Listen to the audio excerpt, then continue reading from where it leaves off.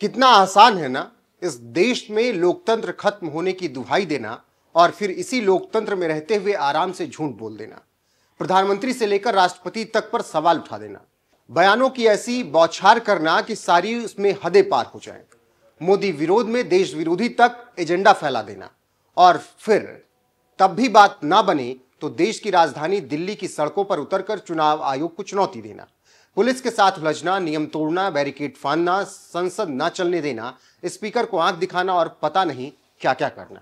नेता राजनेता का ये सब करना तो चलिए अब आम जनता को समझ आने भी लगा है, लेकिन उनका क्या करें जिनके माथे पर कभी लोक गायिका का तगमा लगा दिया गया था, लेकिन अब वो लोक गायिका कम और किसी राजनेता की तरह ज्यादा बात करते हैं। ये बात इसलिए कही जा रही है क्योंकि राजनेताओं की तरह बोलते बोलते अब उनका झूठ भी ठीक उन्हीं राजनेताओं की तरह होने लगा है। अब देखिए ना, नाम मोदी है तो विरोध में कुछ भी बोल दो, ना तथ्य देखो ना सत्य देखो, लगे रहो प्रोपेगेंडा फैलाने में, लगे रहो फर्जी नैरेटिव सेट करने में। अब जिन लोक गायिका का यहां पर जिक्र किया जा रहा है उनका नाम है नेहा सिंह राठौर। नाम, चेहरा, विचार, बातें किसी पहचान की मोहताज नहीं, लेकिन मोदी के नाम पर, चुनाव आयोग के नाम पर इस बार जो झूठ मैडम ने फैलाया उसका जवाब सीधा मोदी के संसदीय क्षेत्र बनारस के साधु संतों ने दे डाला। दरअसल वोट चोरी चिल्लाने वाले विपक्षी दलों के नेताओं ने दिल्ली की सड़क पर जिस तरह से हल्ला बोला, उससे प्रभावित होकर नेहा सिंह राठौर ने मोदी के संसदीय क्षेत्र वाराणसी से कुछ ऐसा खोज निकाला जो ऑन रिकॉर्ड बिल्कुल ठीक था। लेकिन चूंकि नेहा सिंह राठौर ने बहुत ज्यादा सर्च तो किया नहीं, मुद्दे का इतिहास तो पढ़ा नहीं, तो बस आंख बंद करके पोस्ट कर दिया। लेकिन उनके दावे की जो हकीकत वाराणसी के साधु संतों ने बताई वो देखने और सुनने लायक थी। सोशल मीडिया पर एक सूची साझा करते हुए नेहा सिंह राठौर ने लिखा, वाराणसी में राम कमल दास जी अपने 43 बेटों के साथ रहते हैं। लिस्ट आप लोग खुद देख लीजिए। इसी के साथ नेहा सिंह राठौर ने वोटर लिस्ट स्कैम, वोट चोरी और वोट चोर जैसे हैशटैग का इस्तेमाल किया। नेहा के इस दावे ने बहुत से मोदी विरोधी और चुनाव आयोग पर सवाल उठाकर मोदी को चिढ़ाने वालों को बैठे बिठाया मुद्दा दे दिया। लेकिन जब इसकी हकीकत सामने आई तो नेहा बाकी मोदी विरोधियों के भी होश उड़ गए। क्या है नेहा सिंह राठौर के दावे की सच्चाई?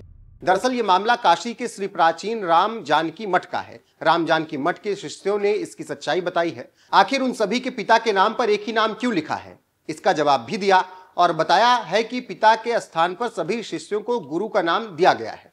विरक्त शिष्यों ने अभिभावक में अपने गुरु राम कमलाचार्य का नाम दिया है। शिष्यों का साफ कहना है कि जबरदस्ती साजिश की जा रही है और संतों को बदनाम किया जा रहा है।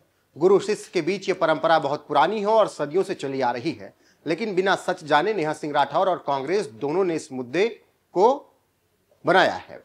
अब संतों की भावनाएं आहत हुई तो फिर अखिल भारतीय संत समिति के राष्ट्रीय संगठन महामंत्री स्वामी जितेंद्रानंद सरस्वती ने दो टूक जवाब देकर सबकी बोलती बंद कर दी। उन्होंने कहा कि कांग्रेस का यह आरोप सनातन हिंदू धर्म और हिंदू धर्माचार्यों को बदनाम करने की साजिश है। इस तरह के सुनियोजित प्रयास के खिलाफ मुकदमा दर्ज कराया जाए।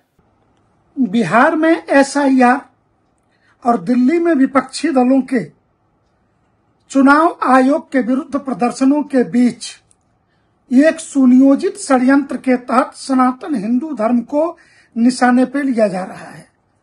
इसमें मीडिया का एक वर्ग और देश की विपक्षी पार्टियां कतिपय माध्यमों से यह समाचार सोशल मीडिया में प्रकाशित कराने में लगी हैं कि एक एक बाबा के 50-50 बच्चे हैं। उसमें वाराणसी से लेकर के अन्य कई स्थानों पे। तो यह उन्हें पता होना चाहिए कि जब हम अपने माता पिता को छोड़ करके आते हैं तो आश्रमों के अंदर रहने वाले ब्रह्मचारी जो 18 वर्ष से अधिक आयु के हैं, जिनका मतदाता परिचय कार्ड बनेगा, या 18 वर्ष से कम है जिनका आधार कार्ड बनेगा, उनमें पिता के स्थान पे उनके गुरु का नाम ही होता है। यह सनातन हिंदू धर्म की परंपरा है। योगी आदित्यनाथ जी के पिताजी कोई और हैं, परंतु आधार कार्ड में उनके पिता के स्थान पर उनके गुरु का नाम महंत अवैधनाथ जी ही चढ़ा हुआ है। उसी प्रकार हमारे भी गुरु का ही नाम है। और इस देश में लाखों लाखों जो नागा सन्यासी बनते हैं, उनके आचार्य अथवा उस परंपरा के अखाड़े के देवता का नाम उनके पिता के नाम के स्थान पर चढ़ता है। यह एक भद्दा मजाक और मीडिया के एक वर्ग के द्वारा सनातन हिंदू धर्म को बदनाम करने का षड्यंत्र है, जिसको अखिल भारतीय संत समिति कतई बर्दाश्त नहीं करेगी। हम कानूनी हलके में इस पर कानूनी कार्यवाही करने पर भी विचार कर रहे हैं। उन सभी के विरुद्ध एफआईआर कराने पर जिन्होंने सनातन हिंदू धर्म और संतों की छवि को नुकसान पहुंचाने का कार्य किया है, इनके विरुद्ध मुकदमा दर्ज कराने से लेकर चुनाव आयोग को भी ज्ञापन देकर के प्रदेशों के अंदर कि इस प्रकार के षड्यंत्र जो सनातन हिंदू धर्म और हिंदू धर्माचार्यों को बदनाम करने के लिए ये षड्यंत्र किए जा रहे हैं, इस पर तत्काल कार्यवाही की मांग अखिल भारतीय संत समिति करती है। सिर्फ यही नहीं, इस आश्रम में अध्ययन करने वाले शख्स ने क्या कहा, आइए वो भी सुन लीजिए। पहली बात तो यह है कि लिस्ट में यह नहीं है कि एक पिता के 45 पुत्र। बात यह है कि अभिभावक के नाम में 45, और यह भारत की परंपरा है।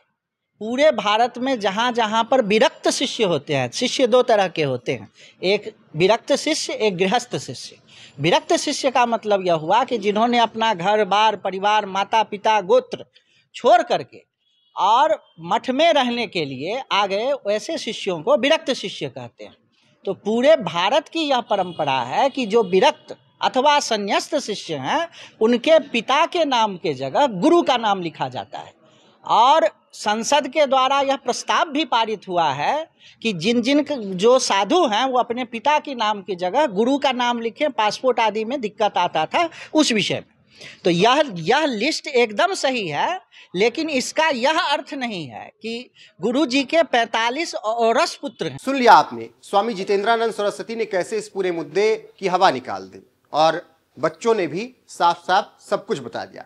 लेकिन कांग्रेस हो या फिर नेहा सिंह राठौर या और कोई मोदी विरोधी, चुनाव आयोग विरोधी हो, अभी सब लगे हैं जबरदस्ती का विवाद खड़ा करने में। तभी तो देखिए ना, नेहा सिंह राठौर ने एक और ट्वीट किया, वोट चोरों का गिरोह अपने काम पर लग चुका है। अगले ट्वीट में नेहा लिखती हैं, सत्ता में बैठे लोग वोट चोरी करके भी बहुमत नहीं ला सके। आम जनता में इसकी साख का अंदाजा इसी बात से लगाया जा सकता है। अगले ट्वीट में उन्होंने लिखा, मोदी मैजिक मतलब वोट चोरी।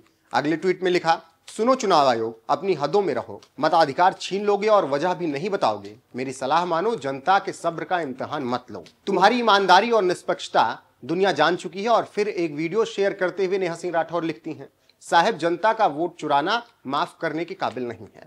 बहरहाल नेहा सिंह राठौर के वोट चोरी करने वाले दावे की कैसे साधु संतों ने हवा निकाल दी, ये तो आपने देख लिया। अब आप इस खबर पर क्या कुछ कहना चाहेंगे, कमेंट में जरूर बताएं। बने रहें हमारे साथ। नमस्कार।